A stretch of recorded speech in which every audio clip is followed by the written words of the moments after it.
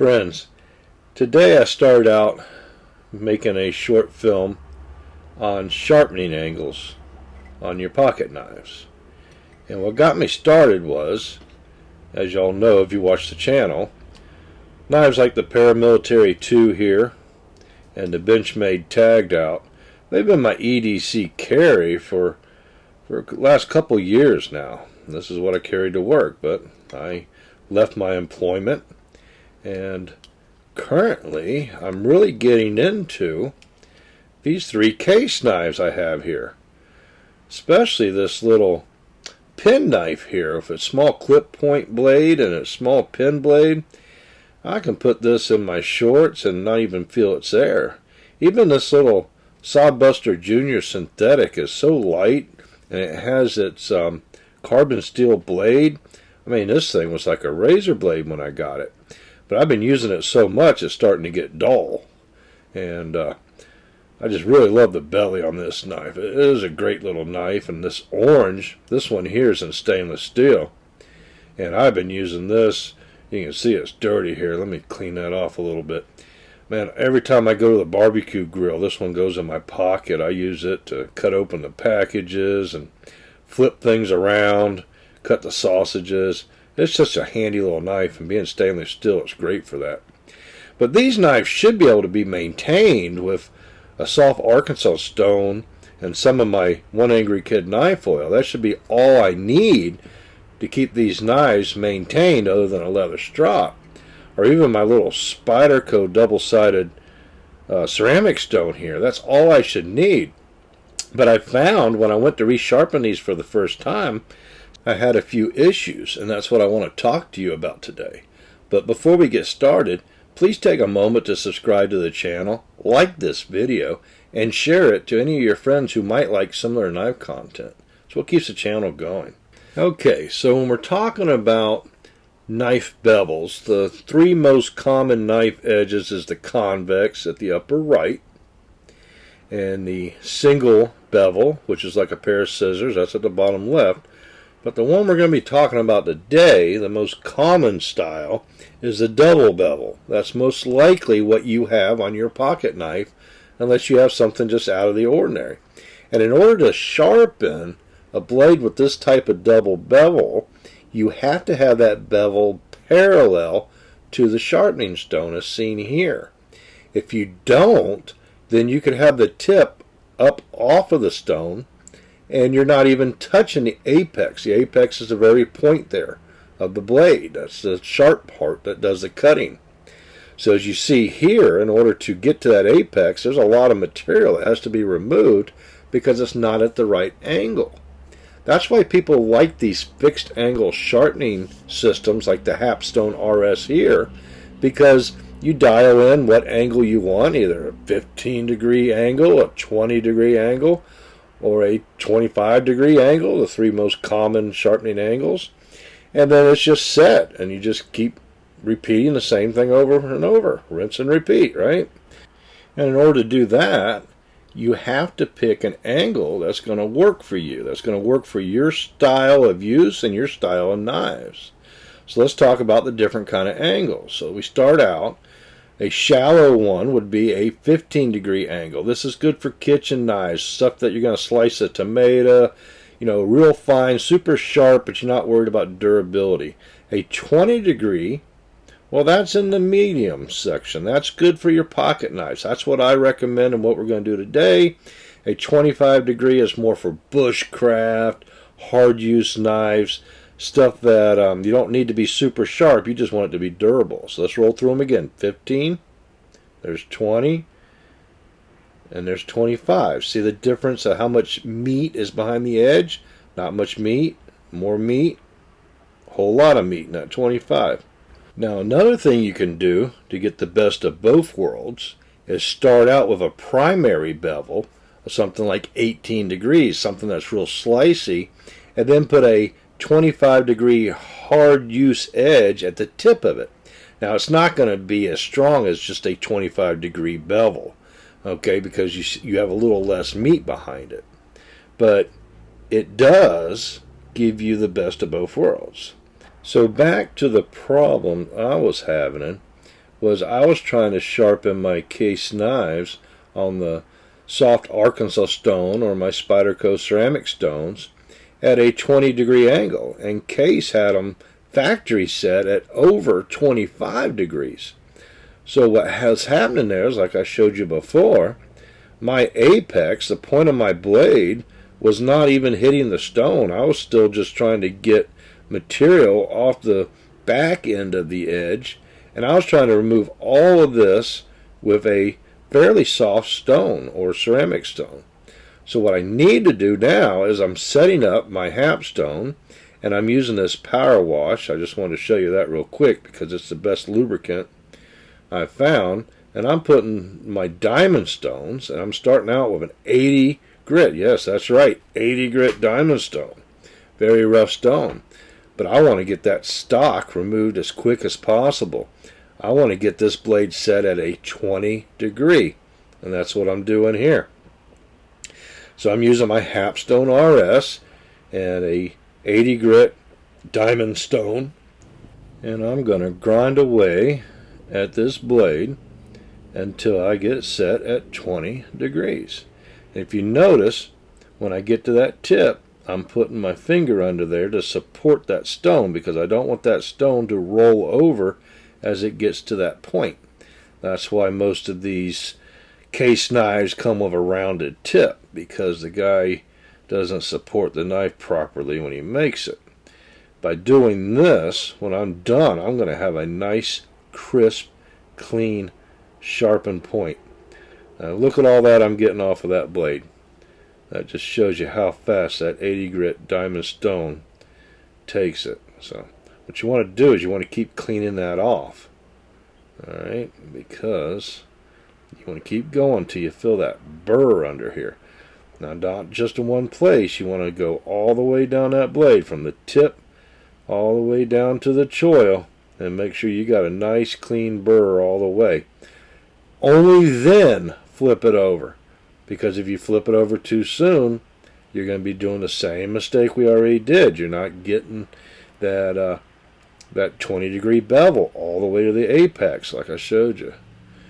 Alright, so clean the stone, wet it down again. Alright, now I know I'm being a little basic here, but I have a lot of subscribers that are kind of new to the knife hobby, and I want to make sure that they have good reference material here and get trained right from the beginning, and that's what I'm doing. See, I'm supporting that tip again here. Alright, we're going to clean that tip up. We're going to have a nice sharp pointy tip, and we're going to make sure we got a burr all the way down that full length before we change out our stones for the next grit. In this case, we're just going to flip it over from the 80 to the 150. But it doesn't matter, because once we go past the 150, we're going to go to the 220, then the 400, then the 800, then the 12. So it's just the same thing over and over. Wet down the stone, make sure it's clean, fully lubricated. And then another thing is a lot of videos you see, the guy's doing circles, S's, all that. I like to go back and forth because I want to keep those scratches as short as possible and as parallel. But once we get that stone worked, we're going to just keep doing it again. Keep checking. Now the burr's going to be smaller as you go. It's going to be harder to feel. But trust me, it'll be there until you get into like the 800. Once you get into the 800, it's so fine you can't even feel it. It's still there. Don't get me wrong. It's just hard to feel with your fingernail. And I'll show you what to do about that here in a little bit. But right now we're just working this blade and going through all the different steps and the stones. And I've cut out a lot here because I don't want to make this, 20-minute just showing how to sharpen a knife. We're not doing that. We're just showing how to do the apex and the grind of the blade. So let me go ahead and skip forward again. And we're back, checking the burr, making sure it's all the way down the edge of that blade again. Ever so slightly finer burr. And Time to flip it, and alright, now we're up to the 1200. Alright, so we're going to start out similar to what we were doing before. We'll get it wet, and I start out working it back and forth just like the other stones. I try to keep it as clean as possible, and using that saw motion directly perpendicular to the edge of the knife. But what I'm going to do is, after I do both sides in this fashion, and this is what's going to kind of polish the edge. That 1200 is really going to polish it out pretty nice. We could go finer. I have 6,000 and 8,000, but it's not necessary on these work knives. We probably could have stopped at 800 and been just fine, but since it's already out, it's on the other side of the stone, we're going to go ahead and do the 12. Alright, let me just clean this up and finish working this side of the blade real quick, and then I'll show you how I'm going to finish off the knife. Alright, we'll work both edges of the knife in the saw fashion. And now that we're going to finish it, we're going to try to do the whole length of the blade. We're going to go in one direction only, and that is cutting into the stone, just like your granddad told you. Always sharpen cutting into the stone.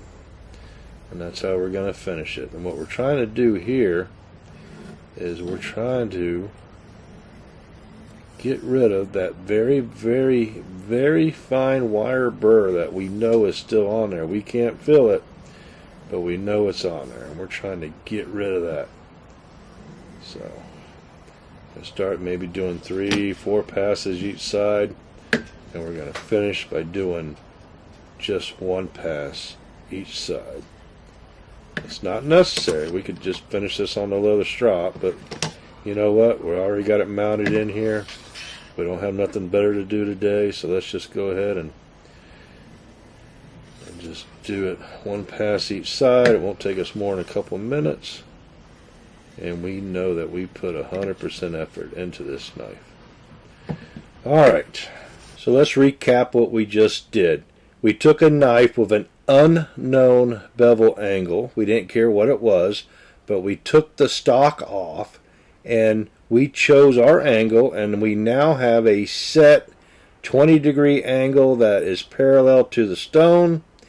And what we can do down the road, if we don't want to do a 20, we can do anything bigger, 21, 22, 23, 24, and do a micro bevel. That's our choice.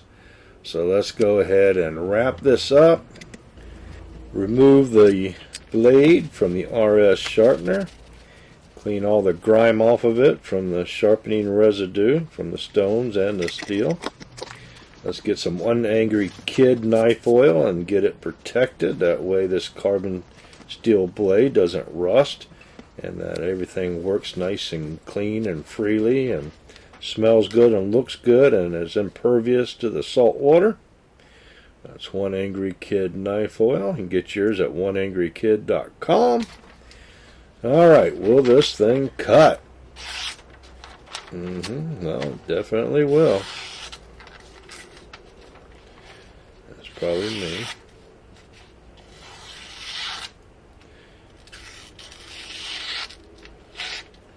Yeah, I think I might still have a little burr on there though. Hold on, let's get the old trusty leather strop out. This is still my old wore out one. Still waiting on some more new ones to come in. Also, check out oneangrykid.com. That's one word, oneangrykid.com. I got several different models of strops on there. They're all nice, along with my knife oil and some knives, hats, mugs, t-shirts. The mug you see up here in the top right, that's on there. All pretty good stuff. That's what pays the bills. But I'm just working it on this strop here, making sure I don't have any little remnants of a wire burr. I'm not using a whole lot of pressure. I'm just gliding it over. And let's see if that made it any better. Put that strop up. I like to keep it in the box, keep it clean. Alright, let's get a good fresh corner here. Yep. Yeah, these sod busters, these case knives, and the carbon steel, they are insanely sharp. But let me tell you, the stainless steel is pretty good too. I just did a my orange stainless one. Let me show you how that one turned out. And as you can see, the stainless version, that's every bit as good as that carbon steel. So I'm not going to argue either way. But just remember, now that you have your bevel set, you can go back and use your slipstone or your little sharpening stone, sharp maker, whatever you have, and put a micro bevel on there and make it easier for doing your touch-ups. Alright? Hey, thanks for watching. Please subscribe, share to your friends, like the video, and I hope you enjoyed the video.